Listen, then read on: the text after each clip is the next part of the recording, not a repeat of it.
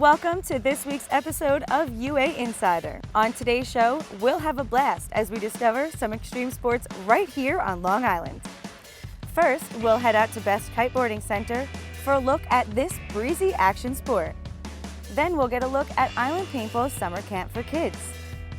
After that, we'll take you to the Thrust Surf Contest and Art Show charity event. And then we'll get a look at Brazilian Jiu-Jitsu with Long Island native Matt Serra. Stay tuned, you're watching UA Insider.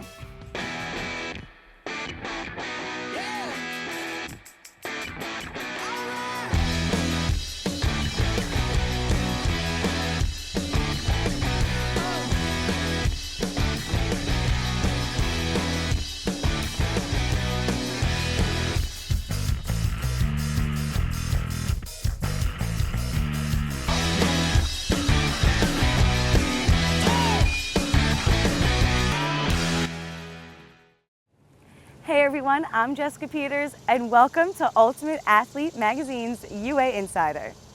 While we usually bring you features on Long Island's most dedicated high school athletes and teams, this week we'll be traveling the island to bring you stories on some extreme or different sports.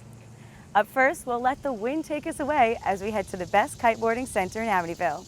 Let's check it out.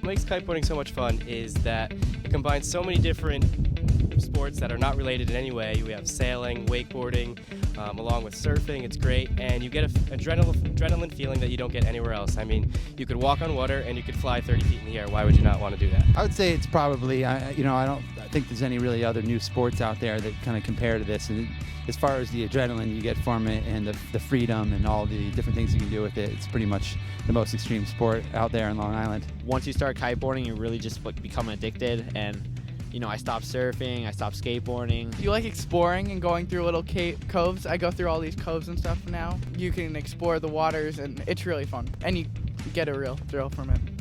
As far as the adrenaline you get from it and the freedom and all the different things you can do with it, it's pretty much the most extreme sport out there in Long Island. You could wakeboard off of a boat, but the power that a kite can produce is 100 times more power than a boat.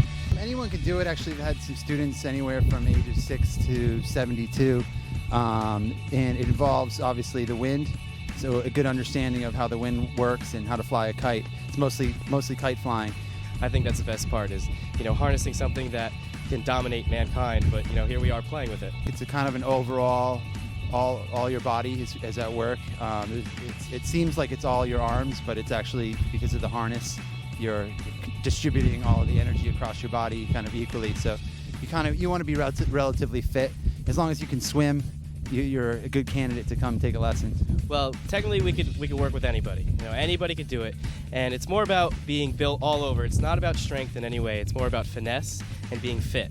We get a lot of guys that come in here, muscle guys, and they try to work the kite, and then we get small girls, and they actually do better because they're fit and they're nice and easy with the kite. So that's what it's all about, is not being strong, so to say, but being able to swim and endure for a long time. You just need to be able to handle the kite, because it's more like the kite's doing all like the work for you and all the hard pulling, and so you just have to be able to let it do it for you. It's definitely dangerous, there's no denying that, but unfortunately the image we get are a lot of the accidents that happen.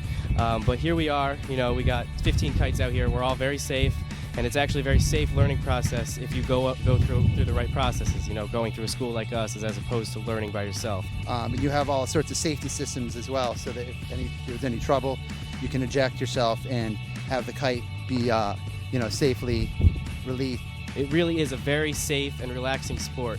It could be adrenaline driven, but then of course you can be cruising right next to a beautiful sunset beach, relaxing like you're on vacation. There's tons of different types of tricks in kiteboarding out of all the different disciplines. There's wave riding, there's freestyle, there's big air. But for me, I'm pretty much an all-around rider. I enjoy wave riding, freestyle, wake style. But I'd say my favorite discipline would be the waves. can jump really high in the air. You can actually get air like 40, 50 feet in the air if it's very windy. You can spin around. You can do all sorts of different maneuvers. It's also really fun to go into the waves, so you can actually surf with the surfboard in the waves. There are a few places out here on Long Island. We are one of the 2 main schools.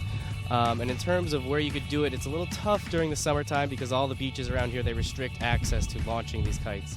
You can take it to the snow, into the mountains, riding anywhere, pretty much anywhere you can ride on land with a mountain board, as long as you have a little power from the wind. During the off season, after Labor Day when the beach is closed, you can basically take off from anywhere.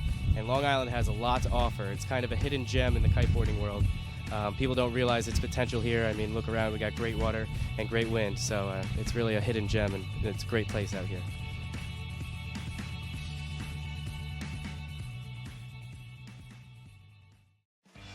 Stay tuned, there's plenty more UA Insider when we return, including a piece on a paintball camp here on Long Island.